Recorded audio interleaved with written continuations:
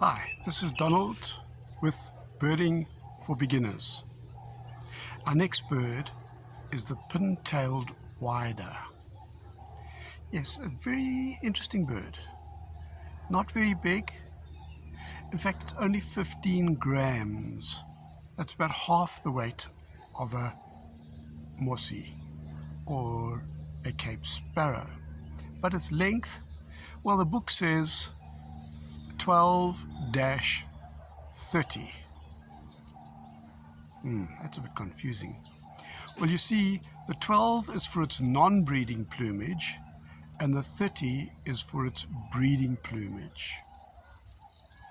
We'll get to that.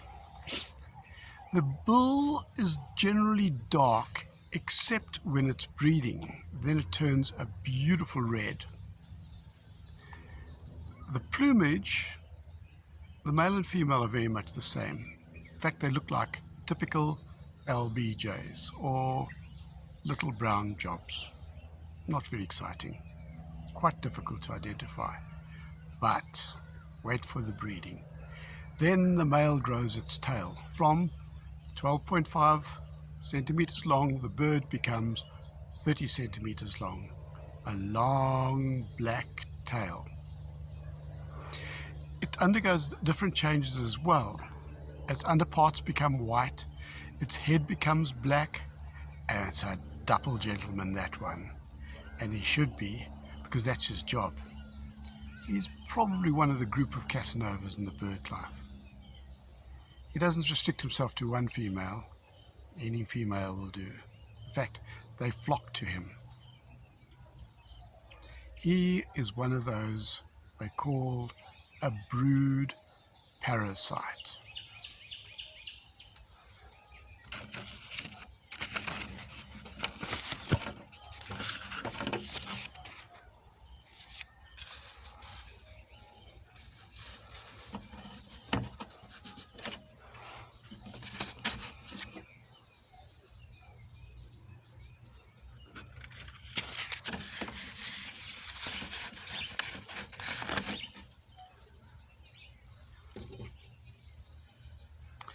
In South Africa, we have 4 groups of brood parasites. The one is the Whydah group, and we have about 4 different Whydahs that are brood parasites, and 4 different Whydahs. Then we have the indigo bird, there's also 4, and the honey guide. I was watching my crested barbet one day, and it was battling. It had a pair of birds ducking and diving and trying to get to the nest, and it was fighting them off big time. And what it was fighting off was a greater honey guide. And that is because it was trying to lay its eggs inside the crested barbet's nest. I love that show. And then, of course, we have the cuckoos. In South Africa, we have quite a lot of them. We have about 8 or thereabouts. One of the more common ones is the pitmevrou. Pitmevrou, pitmevrou. All summer long it goes pitmevrou, and a lot of people get into the mood and all they want Pin-Tailed to do Whydah. is skit may know, and that's the red-chested cuckoo. Now back to the Pin-Tailed Whydah. The Pin-Tailed Whydah is a brood parasite. What it parasites mostly is the common waxbill, a bird approximately the same size. It also parasites the bronze manakin. Both those birds, or all 3 of those birds, are found in the same sort of habitat, more open spaces, near trees and water. In the last few years, the Pin-Tailed Whydah has become more widespread, the last 100 years or so. And that is because farmers have put in dams, and the Pin-Tailed Whydah likes having some water to drink. What does the Pin-Tailed Whydah eat? Well, mostly seeds. It also enjoys, strangely, some algae which it finds in the streams, and also enjoys ants.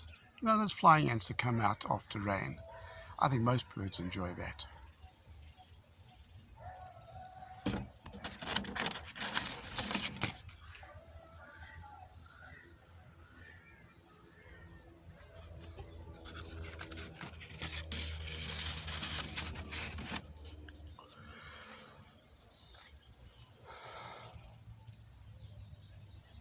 There are many birds that can be confused with the Pin-Tailed Whydah. I'm going to leave that for later, but suffice to say it is not a particularly easy bird to identify, of course, except in its breeding plumage. The song of the Pin-Tailed Whydah is a sustained, high-pitched, jerky chit-twee, chit-chit-twee, tweet, twip, chip, tweet. I'm not very good at that. You listen to the track and you'll understand, you'll hear it. Thanks for watching. Bye. Thanks for watching. Bye.